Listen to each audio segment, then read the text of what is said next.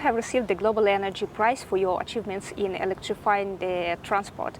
So what role does play a word like Global Energy Prize for you, and also like in the world in the times like these? Yeah, Global Energy Prize gave me an encouragement continue advance my work in the area of transportation electrification. Transportation electrification is very important because transportation is responsible for contributing to 30% of the global energy emissions or global emissions, carbon dioxide emissions.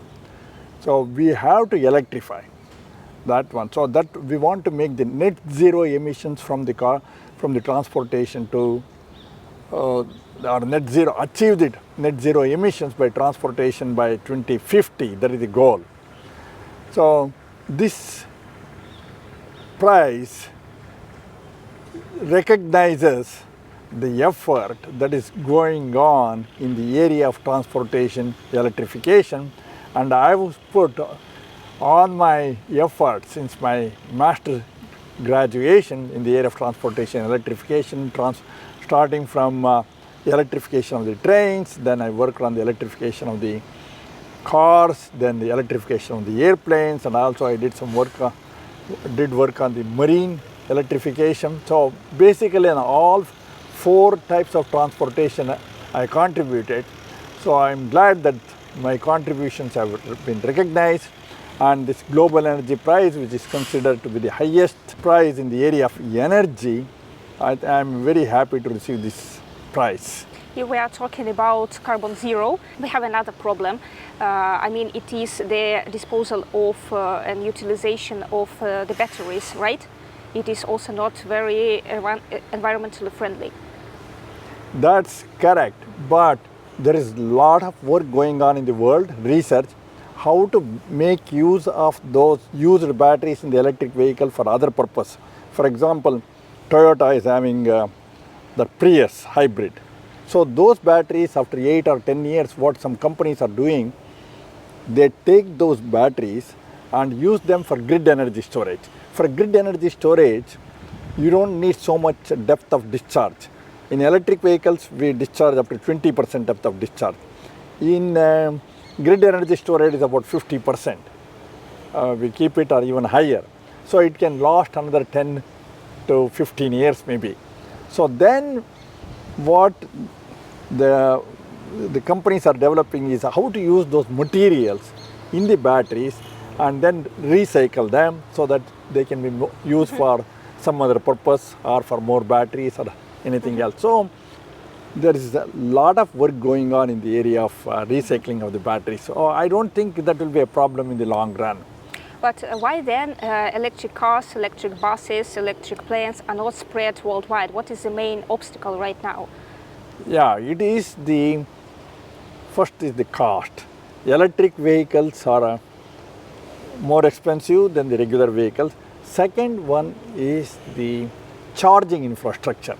It is not developed, it has to be developed. So there is a lot of work going on the super fast chargers, they want to install in the highways and all those work. For example, Tesla is globally about 25,000 fast chargers. So they have installed and many other companies are installing. So it is taking time. For example, in California, there are more fast chargers than in Texas state where I come from compared to that. So it is taking more time for the installation of the chargers. Once the chargers are installed, then I think there will be more and more, because by 2035, General Motors has already announced no more internal combustion engines will be made. Ford in Europe, they are not going to sell any more gasoline engine based vehicles after 2030. And many other companies, European companies, have already announced after 2030, they are not going to sell any more gasoline based vehicles. In USA or in Europe? Or I am talking in globally. And yeah, even General Motors, globally by 2035, no more gasoline engine based vehicles. On the airplane side, which I am working so much on the airplane side, also there is a lot of work going on in the use of sustainable aviation fuels, green hydrogen, and smaller airplanes, pure electric, then hybrid electric airplanes. So there is by 2050, the goal in the airplane is to reduce the emissions by 75%. So there is a lot of work going on, but it is taking time. So, in addition, there is a lot of work going on the VTOL, vertical takeoff and landing electric eVTOLs. Then you can, once we take the eVTOLs, that is electrical vertical takeoff and landing vehicles, then we can reduce the road congestion, traffic congestion on the road. So a lot of things are happening, but it is not as fast as we want it to happen, not tomorrow, but wait till 2035, 2050. If we are speaking about planes, who will win, biofuel or electrifying, or it will be All the mix? Mix one, because for long distance, like an airplane like 777, it can never be a pure electric airplane. So, but it can be a sustainable aviation-based fuel or a green hydrogen, but problem with the green hydrogen is not the hydrogen itself, but the storage of the hydrogen. Means you can use it for combustion, but still it needs a lot of volume. Hydrogen is the best fuel, the weight-wise. Actually, it is the energy of hydrogen per kilogram is better than that of the gasoline. 1 gallon of gasoline has the same energy content as 1 kilogram of hydrogen. So hydrogen is very good weight-wise, but volume-wise it is so bad.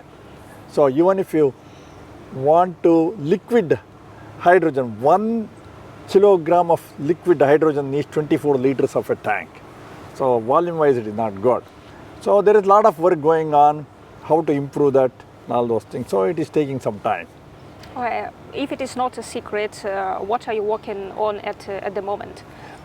I work on a different, because I'm a professor, so there is no secret there in the university. I don't work on anything secret project. I work on the aviation. For example, we are having a project on the protection of the distributed networks. For example, an electric or a hybrid airplane, it needs protection, because we are looking at a very high voltage, more than 1000 volts. So in that case, how do you protect if there is a cable is damaged? So okay, then how do you protect the rest of the system? So what are the different architectures that we can use so that all the electrical equipment will be protected in case there is a damage? That is on the airplane side, looking at it. And then on the electric vehicle side, we are, I have a student doing PhD research on fast chargers. What are the topologies? How do you make it more efficient? And then, for example, if so many fast chargers are there, if they are connected to the grid, then what happens is it can affect the grid, So what will happen to the reactive power, active power, and that type of things? And how does the grid gets affected? Those things also we are looking at it. And also, I am always fascinated about the hydrogen. I am looking at using hydrogen for the airplane purpose. And I am always, last 15 years, I've been talking about the flying cars. So I am more interested in the flying cars and eVTOL vehicles and that type of things, architectures, that type of things. Is it a future fantasy or is it a real thing? Real. For example, when I was talking 15 years ago about the flying cars, people were making fun of me. There is nothing happened. Now there are more than 100 companies working on eVTOL and VTOL vehicles, and their flying cars.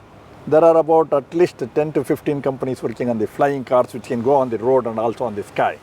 And there are demonstrations. For example, a company in Netherlands, PAL-V, they are trying to commercialize it next year, or this year or next year maybe. And there is one in Slovakia.